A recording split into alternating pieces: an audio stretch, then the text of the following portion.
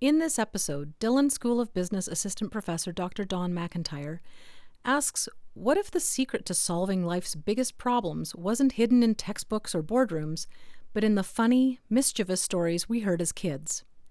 Indigenous trickster stories have been around for generations, teaching lessons in the most unexpected ways, through humor, chaos, and a little bit of rule breaking. Join Dr. McIntyre as he explores what we can learn from childhood stories, and how starting with those tales might help restore balance in the complicated world we live in today. Good evening. Sadly, what I am about to talk about is not innovative. It's not an innovative practice. What I am doing is actually housekeeping. I am trying to take the dust off of ways of thinking, ways of being. Now, where we learn that is actually in our childhood. As children, we are actually taken on journeys by our aunties, our uncles, our grandparents, our parents, older siblings, take us on those journeys. And when we were doing the introductions, I was asking you to consider that idea. What were the stories that actually made you who you were? Share them with the people at your table. We're going to do a very quick pathway, and people who know me may have seen some of these things that I'm going to talk about tonight. I use them in my classrooms. I use them in my day-to-day. I use them in talks across the country and actually around the world. These are ideas that are older than recorded time. At this point, we're told, when I first started practicing law, I would go to court and we would fight over the fact that we have been here, Indigenous people have been in North America for 5,000 years. And I would say, I'll take that, because if we're looking at law, we have the precedent. We were the ones who set up the law.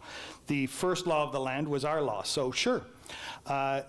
In that time, since I've been in the academy, it went from 5,000 years to 7,000 years to 10,000 years, 15,000 years, 20,000 years.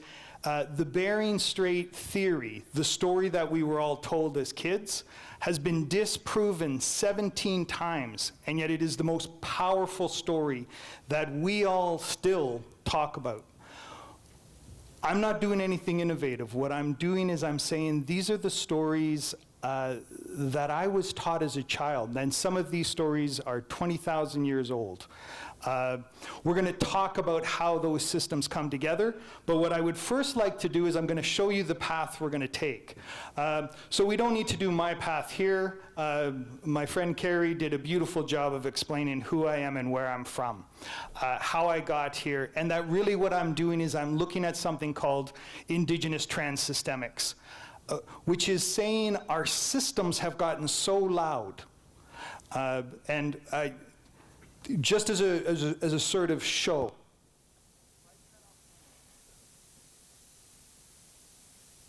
There was a time long, long ago when a house this big, a big house like this, I would have to be able to talk so that everybody could hear me. I was taught to be a speaker of the house, which meant that the person at the far end of the room should be able to hear every word that I said, because my family, my clan had determined that I was the one to be able to say that my words were important. But I'm really out of practice at this. So what happens is we coordinate, and suddenly now we're mic'd. And this miking of our systems has muffled the words of those older systems. They have muffled the way that we think about stories. And what I'm trying to do is get rid of some of the dust so that we can actually talk about the old stories. Because when I talk about Indigenous stories, We all have Indigenous stories. We are all Indigenous to somewhere. And if you look at the old German stories, when it was a small g German, those stories have many of the same qualities that are the ones that I'm looking for, because those are the ones that resonate with all of us. Those are the ones that children understand, children are engaged with, and children love to hear. The difference is that in the West, we've actually made a very complex system of how stories have to look. And we can blame people like Disney. Disney has said there is a once upon a time and there's a happy ever after. And that's how stories go. And we're going to look at all of those things. What I want to do is I want to address a couple of things. We've all introduced ourselves. I'm going to look at Western versus Indigenous stories.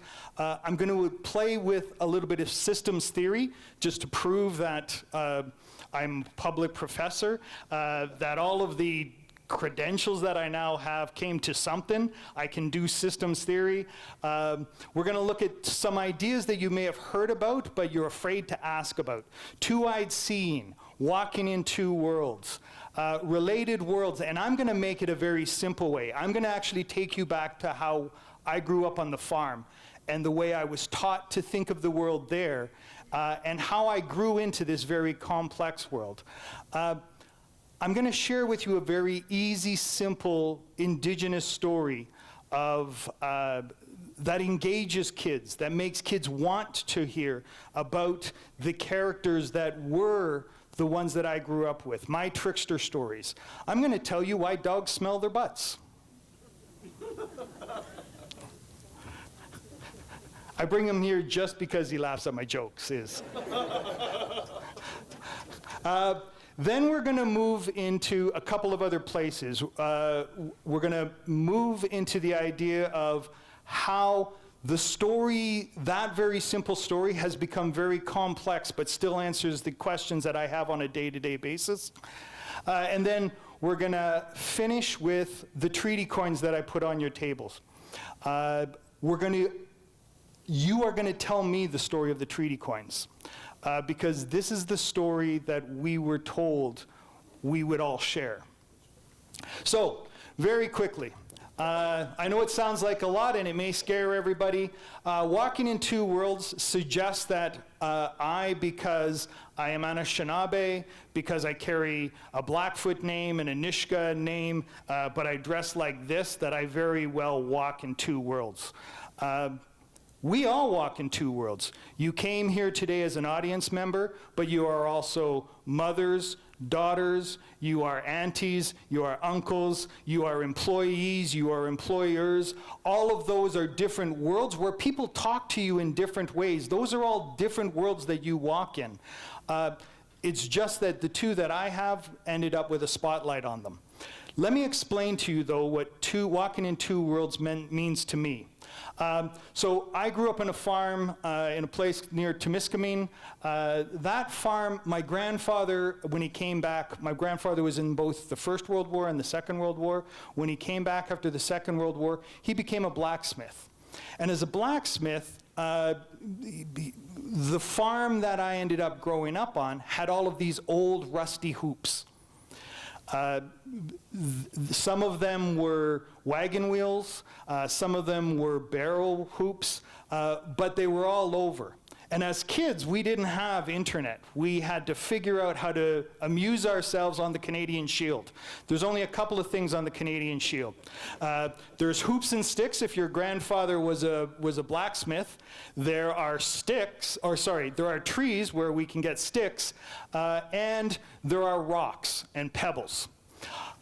Now, I came from a world of hoops and sticks. We played a game in the territory. The only thing we had to play with hoops and sticks. So if you were going to think of a name for a game that we invented, what do you think the name was?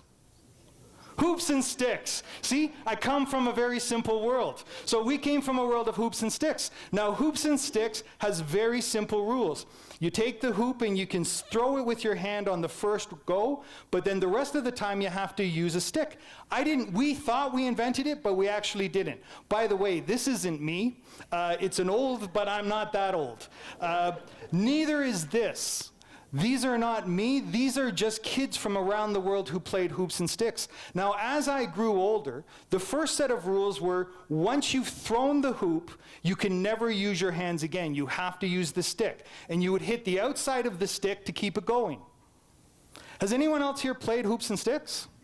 See, I'm not alone, and it's not like we're not related. We all understand these stories. Now, the thing was that as we grew older and as the older cousins had to amuse the younger cousins, what would happen is we would add more rules. We would make the game more complex. And the way we made the game more complex was we would do relay races. So you would have to like run to the end of the driveway and back.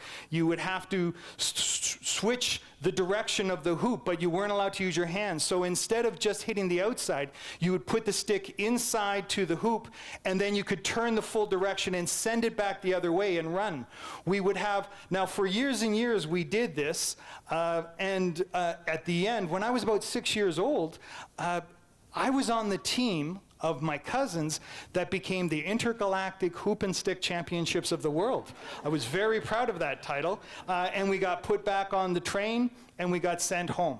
Now, let me show you how simple it is to understand my world story. Based on the story I told you, what do you have up there? A stick. See, everybody understands my world. It's a simple world. It's easy to understand. I'll show you that no matter what I do with this world, what's that? Hoop and a stick. This, hoop. Now, if you were to read that, how would you read that? You see, suddenly it all got very complex. Some people read it one way, some people read it the other way. People weren't quite sure where they were supposed to start or finish. But the reality is, it doesn't matter where you put hoops and sticks in the world. If you understand the world that way, a world of hoops and sticks makes perfect sense, right? But I told you that the year that I discovered this, I was 6 years old. Does anyone know what happens when you're 6 years old and you come back from the farm for the summer? You go to school. And when I went to school, what happened is I really wanted to do well. I keep trying to do well, which was how I ended up with a bunch of degrees. But I really wanted to do well. The first day that I went into school after becoming the Hoop and Sticks Intergalactic Champion of the world, that first day back in, my teacher, Mrs. Hayes, put this on the board and said, "What is that?" And I'm sorry it's not bigger. And what was the answer? It's a hoop and a stick. And what did Mrs. Hayes say to me? "No, Donnie, you're wrong. That's not a hoop and a stick. What is it?" It's a letter A. I wanted to do well. I wanted to do well in this new system that I didn't understand. So what I did is I went home and I tried to reprogram my brain. That's not a hoop and a stick. That's a letter A. That's not a hoop and a stick. That's a letter A. Say it with me. That's not a hoop and a stick. That's a letter A. That's not a hoop and a stick. That's a letter A. But the next day I went into class and this is what Mrs. Hayes put on the board. And I went, "That's not a hoop and a stick. That's a letter A," right? And what did Mrs. Hayes say to me? "No, Donnie, you're wrong. That is a letter B." Now, when I said, "Why is that not a letter A or a hoop and a stick?" she said, "Just because." And just because became Mrs. Hayes' mantra. Because the next day, and the next day, and the next day, and the next day. Now, the craziest part is you look at something like that and you go, "Oh, well, Don, we are now all understand that's a P, right?" Hoop and a stick, when you lay it across there, except for the fact that if you do a fancy spin on it, suddenly it stops being a P, it becomes a Q. This is not two sticks. This is an X. And when I ask why, it's just because. The system tells us just because. That's an incredibly difficult system to understand. And all we do is force our kids to understand it. Why? Just because. Now, when I got through that, you would think that would be enough. Those A's, X's, M's, that's enough to hurt a small child's head, right? Particularly when I had to come down from my cloud of being the Intergalactic Hoops and Stick Championship of the world. But But the other, across the hall, in Mr. Brown's room, they started sending me there. And in Mr. Brown's room, he did the exact same thing Mrs. Hayes did. On her board, on his board, he put this. And he said, "What is that, Don?" And I went, "Is it an O?" And he went, "No." And I said, "Is it a hoop?" And he said, "No." What did Mr. Brown tell me? You all know it. It's a 0. Now, I'm already dealing with the complexity of one room. The next room says that that's a 0, and that's not a stick anymore. What's that? That's a 1. But if I put a hoop and a stick together, it doesn't give me an A, B, D, Q, or anything else. What does it give me? And 2 sticks?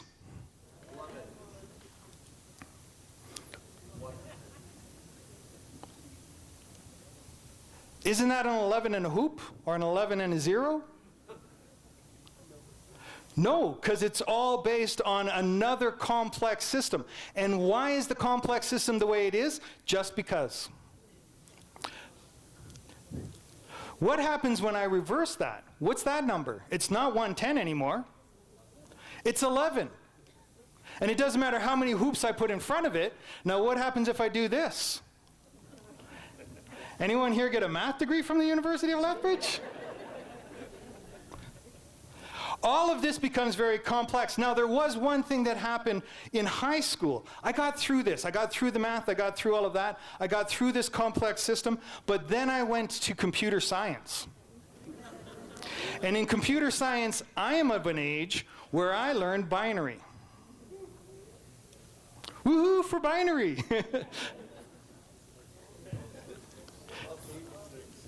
Anyone, so what is that? The hoop, stick, hoop, hoop, hoop, stick, stick, stick, hoop, hoop. Anyone know what it says? Any big binary fans know what it says? Anyone want to guess what it says when I went into computer class? No, Donnie, you're wrong. And I actually figured out how to say, "No, Donnie, you're wrong," in binary to put it up there. Now, that complexity of story, let me explain to you how that works. Because it also works when you go into and you try to understand stories. In the West, we've created a very complex structure. I got a couple of degrees in English. Very complex structures. This is the complex structure. The yellow frame, Freytag's pyramid, suggests that what happens is we have an exposition, we have an inciting incident, we build up, we have complications, we have a climax, we have a reversal, we have a downward, we have a resolve, we have a denouement, and then we end. And it all happens in a once upon a time, happily ever after. That is the structure. Now, we can do fancy stuff. We can tell the denouement at the end, at the beginning, but we always end up, and we always look for that line. But these guys here on the other side, this is what I grew up with. This is my childhood stories. These are the stories that my aunties told me, that my uncles told me. This is the stories of the tricksters. Tricksters are what are called chel. They are transformers. They can change the way you see the world. If your world, so we hear about them as Raven, as Nanabush, as Glooscap, as Wiskajok, as we go across the territories. Now, they don't follow any of the rules. They don't follow rules of time. They don't follow rules of place. John Burroughs did a book called Rediscovering Canada, where he has one trickster who travels around the world in different times and places, all across Canada, sort of recreating for us how we think of the world, because tricksters always have two functions. When a child hears that a trickster is in a story, he knows one of two things are happening. One, this system is stagnant. This system is in trouble because it's not going anywhere. And if a system isn't doing anything, it leads to system death. This is because I also have a degree in system stuff, so I can. Now, the other thing that it does is it says this system is out of balance, and Trickster can come in and put the world back in balance.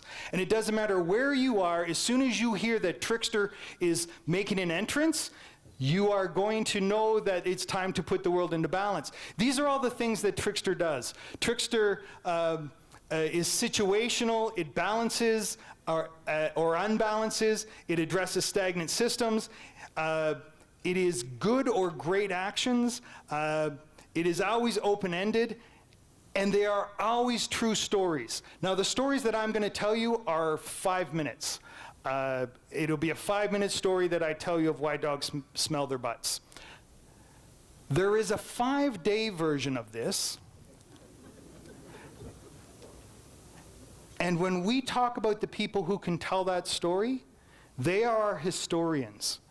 Because the story never changes. You become part of a society, and that society ensures that for tens of thousands of years, the story doesn't change. Unlike our history books in this very complex system, that every once in a while, and actually we're in a time when we're discovering that they want to rewrite history before our eyes and tell us, no, you're wrong about the history that you were taught. That ability to do that in a system cannot happen when you have a society that tells you that the system cannot change. So, how do we address this? Well, let's talk about why dogs smell their butts. Again, I'll tell you this to you in just a couple of minutes. So Coyote, one of our tricksters, was walking along and came around a bunch of dogs. And Coyote, wanting to hang out with the dogs, said, "Hey, cousin Nietzsche, look at you. I'm Coyote and you're dog. We're like the same." And they were like, "What? We're not the same. You're Coyote. We're dogs." And he was like, yeah, but look at, I got a tail, you got a tail. I got the ears, you got the ears. I can do this with my ears, you can do it with your ears. We're like the same. No, we're not the same. You're Coyote, we're dog. You smell different. You don't smell like us. And Coyote, the dogs sort of walked, left Coyote standing there, went to their lodge. Now, this was a time when we could understand dogs and dogs could understand each other. The animals all talked. And at that time in our world, what happened was when you were in your home, when you were in your lodge, when you were just with your people, you could actually take off your mantle. You didn't have to wear that outside coat all the time. And they would hang their coats up at the front door. Their mantles would hang there. So when the dogs came in, they put their coats on the mantle. And Coyote tried to come in. It's like, "Come on, let's go all in together." And the dog slammed the door on Coyote's face and said, "You're Coyote, we're dog." Now, Coyote is a trickster. Coyote wanted to teach them a lesson. So Coyote went around to the back of their lodge and dug a little hole.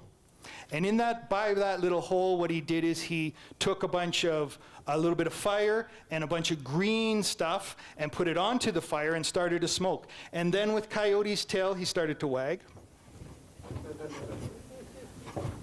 I do this just to keep him practice and keep him. But when he did that, the smoke went into the room. And I'm not going to say it as loud as Coyote did because I'll get myself in trouble. But Coyote said, "Fire! Fire!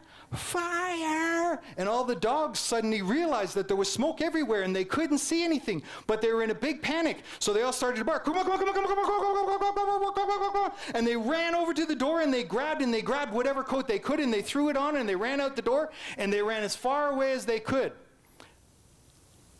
Now to this day, and you may call me on this and you may say, "Look, this is just a made up story." But if you've ever looked at a wrinkle dog, you and I both know that that's not their coat. And if you look at a Chihuahua, you know that there's a coat a little bit bigger. That's why they're shaking like this, because they need a slightly bigger coat. The dogs recognize that generation after generation, they don't have the right coat, and they're smelling each other's butts looking for the right coat. Simple story, kids love it. You get to talk about dogs, you get to talk about butts, you get to talk about all of these things. All the stuff you're not supposed to talk about, they love to talk about it. But what happened is a couple of weeks ago, I had to address a situation that I was taught from that story. I went and met up with my students because they were being told, no, this isn't true. No, no, no, no, you're wrong. No, no, no, no, this isn't how it should be. And it got ugly. It got ugly like the little bit of a laugh in the story in a very fast way. From that, what it did is it, one, reminded me of this story and how Coyote sort of stood up for himself, but it also reminded me when I went back later and was talking about how we resolved this to a story that an elder had shared with me that I'll share with you right now. There was a moment when I was with the community. We had just finished an AGM, an annual general meeting, and at the AGM, one of the community members came up to one of the elders who was also on council. And they were angry. They were mad. They were throwing all kinds of terrible things at them. All kinds of bad words, all kinds of... And me and another gentleman that were with the elder walking them to their car, we went to step forward and the elder sort of stopped us. Said, no, no. And that person kept on going. That person kept on saying and talking. Very, very angry. And eventually they ran out of steam. There was no more. And the elder said, are you finished? And they said, yeah, that's everything. He said, okay. And they took off their coat and they shook it off and put their coat back on. And the person said, well, what was that about? Almost trying to get angry again. And the elder said, you know how sometimes everything doesn't feel right? You know how sometimes your world is bad? You know how sometimes you just want to sort of, and you get home and you just kick your dog and yell at your dog and say, get out of here. And the dog sort of walks away. But when you calm down, what happens is the dog just sort of shakes it all off and comes back. That's because that dog can't hold on to that. So I can't hold on to it. And just like the dog, I love you very much, but I have to shake it off before I can tell you that. Those are how the very simple story of dog builds and becomes more and more complex because of the complex world that I have to walk through.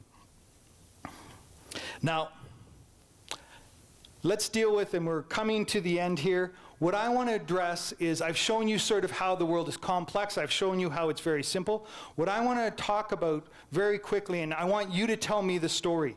So the very complex system of the West came to this exact space and said, look, we want to create a relationship. We want to be in this together. We want to be like Coyote was with the dogs. We want to do this together. So this is the agreement we are going to sign. This is actually a treaty. This is the promises that were made. Now, I don't have to tell you it. I come from a world where we read these things. I come from a world where I was taught to read totem poles, where I read teepees, where I read wampum belts, where I read the territories from writing on stone to the howling caves. I know how to read the world. And this was what was brought to these people, the Blackfoot people. They said, read it for yourself. This is the promise we made. So look at it on your table and yell out what you see. You see two people. What can you tell me about the two people? They're the same height. Someone said a handshake. What does a handshake mean? A promise? Anything else? Trust? Friendly greeting? A deal? An agreement? Friendship? Someone said a contract? Handshake agreement? One of the interesting things about it, because I'm running out of time here, that handshake is at the very center of the coin. The very center of the picture is the handshake. If you go directly down from that, what do you see at their feet? Someone said an axe. Another word for an axe? A hatchet. It's half buried. What does it mean when you bury the hatchet? Peace. This tells us this is a peace and friendship agreement. It is like all the other peace and friendship agreements that we've had in the past. It is as long as the grass grows, the rivers flow, and the sun shines. Now, let's read out what else is here. There's a couple of things that you may notice. Tell me about the gentleman on the left. By the way, they were gentlemen because it was a sexist time. Tell me about the gentleman on the left. What do you know? European, white on your coin, he's probably like a copper color. Dressed like a military? What military? What nation is he from? Probably Britain. Probably Britain, maybe Spanish, maybe France. I'll tell you, the only way we know is not from what he is wearing, and we'll come to that in a second, but it's from what's behind him. What's behind him? The sun. From the east, because the sun is rising or setting? To the story that they're trying to sell us or tell us, doesn't matter. What matters is that there is a place where the sun never sets. The British Empire. So now we know that it is the British Empire. What is on the, so behind that gentleman where the sun never sets is what is called terra nullius. That's Latin because, hey, I'm fancy educated. So Latin, terra nullius, it means empty land because the law, the very complex law, said that if you find empty land, you can take it up. Terra nullius. So they've discovered empty land. The other half of the land has what on it? The other half of the coin. What was referred to as the Indian homeland, because it is the land where the homes were. Now, if I had more time, we could play with this. I love to have this conversation. I love to have this talk. What nation do you think that guy's from, the guy on the right? Mohawk? Why do you say Mohawk? Because of the headdress? Because of the hair? Let me tell, I'll explain a couple of things that I always found interesting. He's not actually wearing a headdress. If you look at your coin very closely, what happened is someone has obviously drilled holes into his head and stuck feathers in there. Not only that, but the apron he is wearing, I have been at every end of this nation, of this continent. And I've never seen an apron. I've never seen regalia like this. Now, to make it much more complex on all of you, what you may discuss, what I'm going to tell you, and it's a riddle, these guys are from the same nation.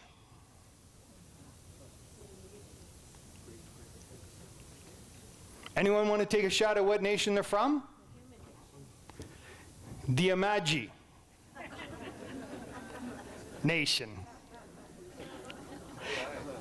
This is what was called Orientalism. This is the West looking at how they viewed the world. The person who actually made this design had never left London. They didn't know what Indigenous people looked like. They didn't know what the agents for the crown looked like. They didn't know any of it. They didn't know what the land looked like. They just made up a picture. Now, we saw the treaty coin in detail. We've looked at some of those details. The thing is that I've had you looking at this side of the coin, and that is the sleight of hand. Because while we were doing this, we were dealing with a complex system, and that complex system said, oh, by the way, when we make this agreement with a 50-50 split, that sounds very nice for everybody in the room. Now, one of the things that you have to understand is when you flip the coin, there's a thing we call underlying title. And the underlying title lands on the crown.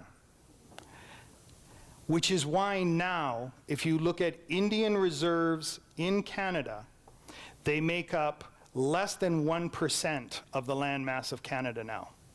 Despite the fact that the majority of the promises that were made were based on this picture. This is a complex system trying to fit into a simple system and vice versa. This is walking in two worlds. What we have, though, is an opportunity to make sense of the world by not allowing the complexity of the world that we're now stuck in to control us. But rather, we have an opportunity to control the story. And what we need to do is get back to a world that is simply a world of hoops and sticks. So we started with, hello, my name is, anyone remember what it was? Oki, Nitaniko. Hello, my name is Don McIntyre, and in Blackfoot territory, the land teaches us to never say goodbye to one another. What we say instead is, Kiramatsen, till I see you again. Gyun, I'm done. In the next episode, Dr. Robert Williams, a clinical psychologist and professor in the Addictions Counseling Program in the Faculty of Health Sciences, asks, who are the biggest winners and losers when it comes to legalized gambling in Canada?